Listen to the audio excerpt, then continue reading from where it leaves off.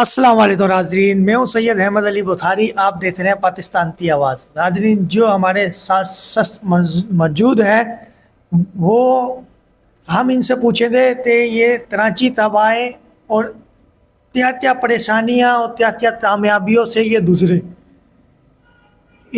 आज के दौर में जो अभी ये है माशाल्लाह, ये साफ़ी हैं और यूट्यूब चैनल भी है और चैनल पे भी काम करते हैं। चलिए इनकी तरफ चलते हैं। अस्सलाम वालेकुम सर। वालेकुम सलाम। जी अहमद भाई, हुक्म करें। सर आप पता है कराची कौन से सन में आए? जी, मैं कराची 2007 में आया था, जब बलूचिस्तान में गुड्डू और सिंध में गुड्डू बैरेज टूटने के बाद हमारे इलाके में डेरा मुराद जमाली से फिर जाफराबाद में सैलाब आया। मेरे जाफराबाद में मेरी जो तहसील है वो गंदाखा नाम से है, जो मेरा गांव है वो शहान पलाल नाम से है, और मेरी कास्ट पलाल है, और मेरा नाम मोहम्मद मुजम्मिल है। जब 2007 में सैलाब आया तो सैलाब के बाद काफ़ी जो मामला थे, पसमानदगी थी, जो इलाके आपको पता है वहाँ पे पानी का बड़े संगीन मसाइल है। तो फिर वहाँ से हिजरत करके मेरा भाई यहाँ कराची में ज़िया कॉलोनी में रहता था, तो मैं उनके पास आया, उनके साथ रिहाइश करने लगा। और वहाँ पे हम वो एक गारमेंट्स कंपनी में काम करता था ना, गारमेंट्स कंपनी में काम करता था। मैं आया तो फिर मैंने भी गारमेंट्स में ही ट्राई किया, और कुछ तो आता नहीं था काम, ना इस शहर को जानते थे ना कुछ। ये है कि बहरहाल सुबह निकलते थे तकरीबन आज़ानों के टाइम पे। हम एक अख्तर टेक्सटाइल, आपको पता है बड़ी कंपनी है, आज भी कायम व दायम है, अल्लाह उनको आबाद रखे। वहाँ सुबह हम आज़ानों के टाइम पे वहाँ जाके हम खड़े होते थे। आज़ानों के टाइम पे वहाँ का एक मैनेजर था जो मोती भाई के नाम से मशहूर था, और उनका नाम जो रियल था वो पीर इंतज़ामुद्दीन था।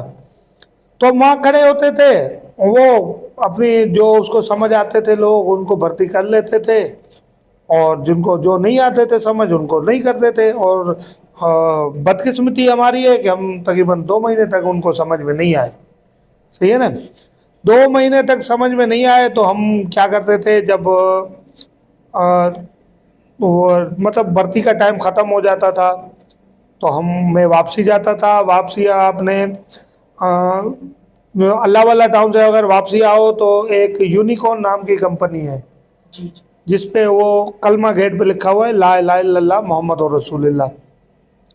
बेरोजगारी थी, पैसों की भी ज़रूरत थी, हालात भी बड़े तंग थे। तो हम क्या करते थे, वहाँ से जब देखते थे भर्ती नहीं हुए ना, फिर यहाँ आते थे यूनिकॉर्न में। यूनिकॉर्न में अयाज नाम का एक सिंधी ठेकेदार था क्रोपिंग का।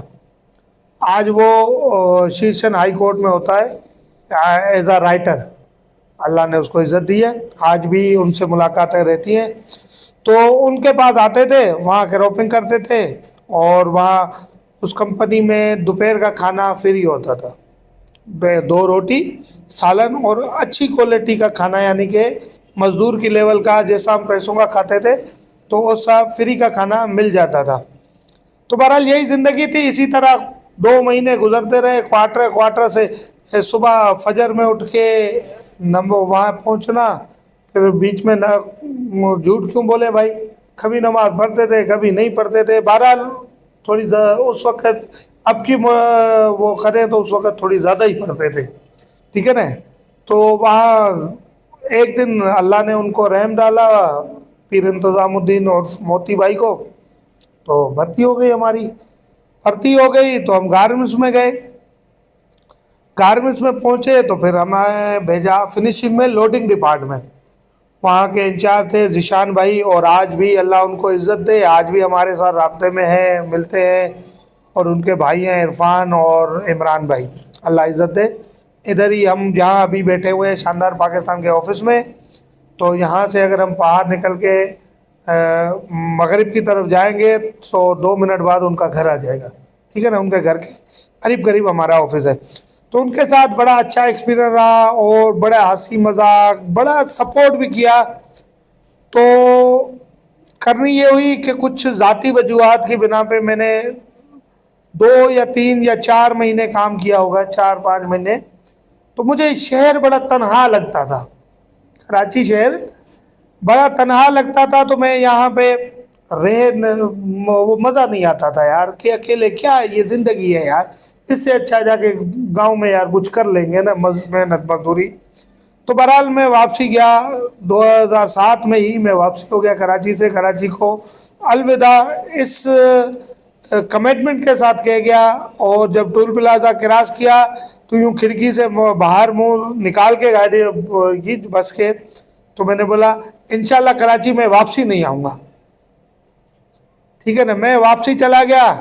फिर गांव में वो जो वहाँ कुछ वसाइल नहीं थे हमारे पास ना, ऐसा नहीं है कि मैं बोलूँ कि मैं बड़े अमीर घराने से था, बड़ा पसमानदा और गरीब घराने से था।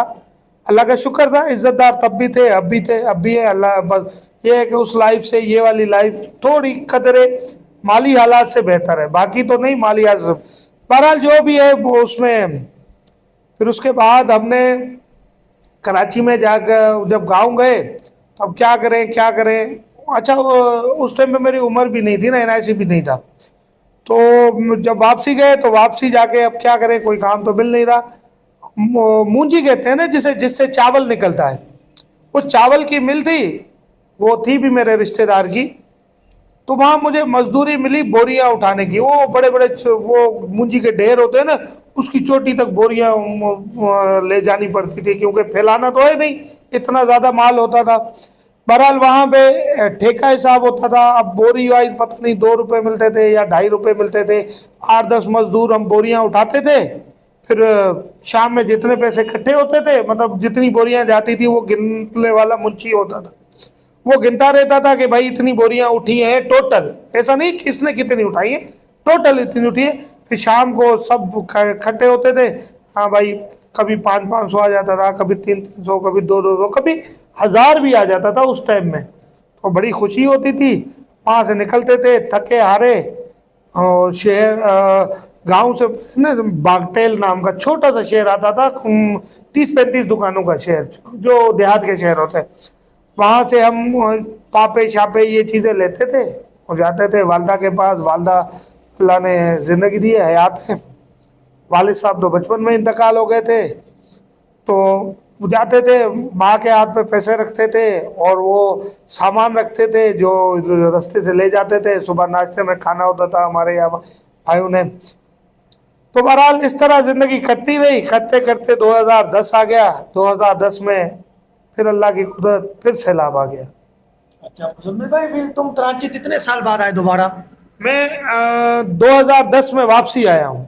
2010 में किस तरह आया हूँ वो कहानी मैं बताऊंगा आपको कल, क्योंकि मैं अभी और भी काम करना है। तो कल इंशाल्लाह आप आइए, तो मज़ीद हम अपने कुछ ख्यालात का इजहार करते हैं। और सैयद अहमद अली और बुखारी फैमिली का और बुखारी के YouTube चैनल पाकिस्तान की आवाज़ का बेहद मशकूर हूँ कि उन्होंने मेरी ज़िंदगी के वो लम्हात मुझे याद दिलाने में मदद की, मुझे प्लेटफॉर्म फराहम किया कि वो दिन जो दिन मैं शायद इस ज़िंदगी की मसरूफियात में भूल चुका था, शायद इस नफ्सा नफसी के दौर में मैं वो दिन भूल चुका था।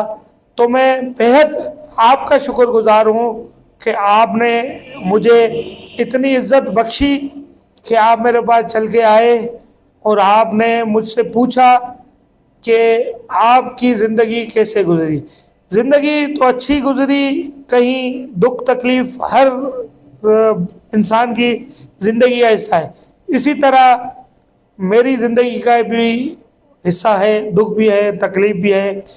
तो ये तकलीफ़ मज़ीद शेयर करेंगे इंशाल्लाह। आपको पता है मैं फ़िलहाल जॉब कर रहा हूँ और मैं कुछ काम कर रहा था लैपटॉप, आप आ गए तो आपको मना करना बनता नहीं था, तो मैंने इसीलिए जो है ना आपको टाइम दे दिया। आपकी बहुत बहुत मेहरबानी कि आप आए और मुझे टाइम दिया। तो आपकी ऑडियंस के लिए और आपके देखने वालों को मेरा सलाम, शाद रहे, आबाद रहे और अहमद भाई को सपोर्ट करें। अहमद भाई एक अच्छा विजन लेके चल रहे हैं। पहले तो दुनिया को अपनी कहानी अया कर दी कि मैं क्या हूँ, मेरी ज़िंदगी का मकसद क्या था और मेरी ज़िंदगी कहाँ से शुरू और कहाँ तक सफ़र जारी है और हम एपिसोड वाइज हम देख रहे हैं और बड़ा लुत्फ़ अंदोज़ हो रहे हैं। ख़ास करके इनका अगर व्लॉग नहीं आता तो हम फ़ोन करते हैं अहमद भाई को कि अहमद भाई आज व्लॉग नहीं आया, तो आप मेहरबानी करें व्लॉग अपलोड करें, हमें नींद नहीं आ रही, हम आपका व्लॉग देखेंगे तो सोएंगे। और उसके बाद इनने जो अभी काम स्टार्ट किया है कि जो लोग हैं, लोगों की कहानियाँ आगे तक पहुँचाना, वो बचपन के दिन, वो जवानी के दिन, वो ज़िंदगी के अहम लम्हात जो हम इस महंगाई के दौर में, इस नफसा नफसी के दौर में हम शायद भूल गए हैं। तो अहमद भाई हमें वो दिन दोबारा जीने का मौका फराहम कर रहे हैं, तो हम इसके बहुत शुक्रगुजार हैं। मेरी अहमद भाई से गुजारिश है कि आप मेरा मौक़िफ़ ले रहे हैं, जहाँ वहाँ दीगर भी बहुत से दोस्त हैं जो अपनी ज़िंदगी में बड़े दुख काटे हैं, तो उनका भी ज़रूर मौक़िफ़ ले। और मैं इंशाल्लाह कोशिश करूँगा अहमद भाई दोबारा आए तो मैं आगे आपको कंटिन्यू करूँगा। फ़िलहाल 2010 के सैलाब पे सफ़र हमारा हुआ ख़त्म, अल्लाह निगहबान में मेरी तरफ से। जी राजी, ये थे साफ़ी मोहम्मद मुज़म्मिल साहब। नेक्स्ट वीडियो इनकी ज़िंदगी रही तो दोबारा आना हुआ तो मैं इनकी आधी थी स्टोरी नेक्स्ट वीडियो में दूंगा, आप तो सुनाऊँगा। जुड़े रहिए द पाकिस्तान की आवाज़ के साथ। अल्लाह हाफिज़।